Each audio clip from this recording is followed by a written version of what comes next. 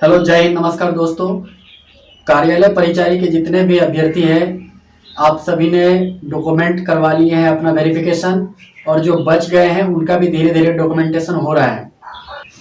विगत 2 दिन पहले आप लोगों ने देखा कि किस तरह से बिहार एसएससी ने अपना एक रिजल्ट जारी किया जो जहानाबाद जिले की है, और इसी तरह से बारी बारी से सभी डिस्ट्रिक्ट का रिजल्ट जारी किया जाएगा। जहानाबाद का पहले किया गया है, हो सकता है इसके बाद जो कम रेटिंग वाला होगा उनका किया जाएगा। और जहानाबाद में एक और वाक्य हुआ कि 6 पद के लिए रिजल्ट जारी किया गया, 6 लोगों का डीवी कराया गया, जिसमें से रिजल्ट 3 ही लोगों को दिया गया, जिसमें से 2 अनुसूचित जाति के कैंडिडेट हैं और 1 अति पिछड़ी जाति के कैंडिडेट हैं। और एसएससी जैसे जैसे अपना रिजल्ट प्रकाशित करी जा रही है, उसी तरह से हो सकता है उसी तरह से लोगों की ज्वाइनिंग भी इसी टाइप से कराती जाएगी। जैसे जिन जिला का जो है फाइनल रिजल्ट जारी कर दिया गया है तो उनका नियुक्ति भी करा लिया जाए, ऐसा एसएससी कर सकती है। ऐसा करने से एसएससी के ऊपर थोड़ा सा भार कम होता जाएगा।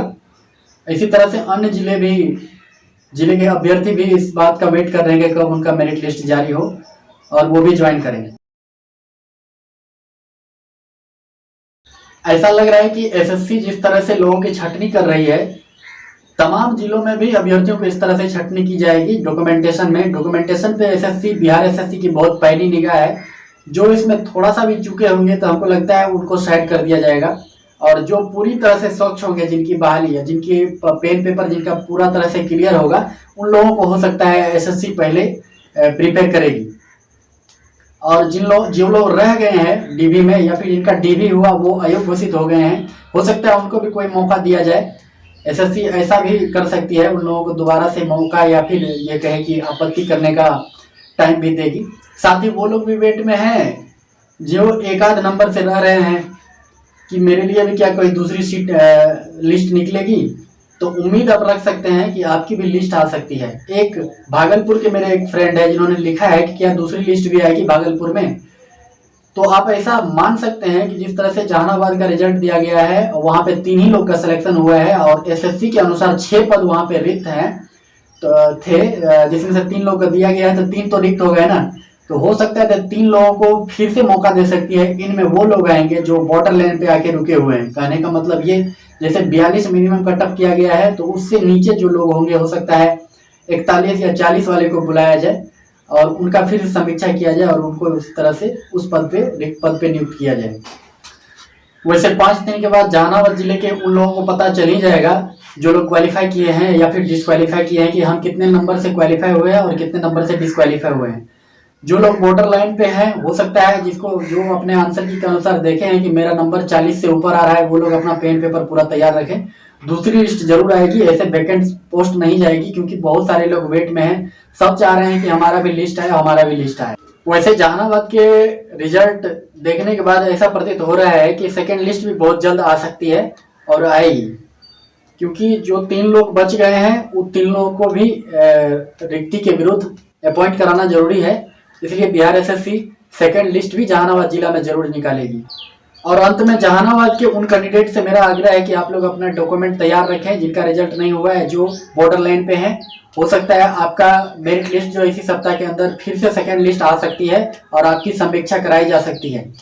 उम्मीद करते हैं कि आप इन तमाम प्रकरण को सुनते हुए, देखते हुए, आपको सारी चीज से मैं आश्वस्त करा चुका हूँ। जहानाबाद जिले के वो सभी अभ्यर्थी जो बॉर्डर लाइन पे अटके हुए हैं, जिन्होंने अपने मार्क्स को आंसर की के साथ एनालाइज किया है, उन सब से मेरा आग्रह है कि वो आप अपना डॉक्यूमेंट तैयार कर लें।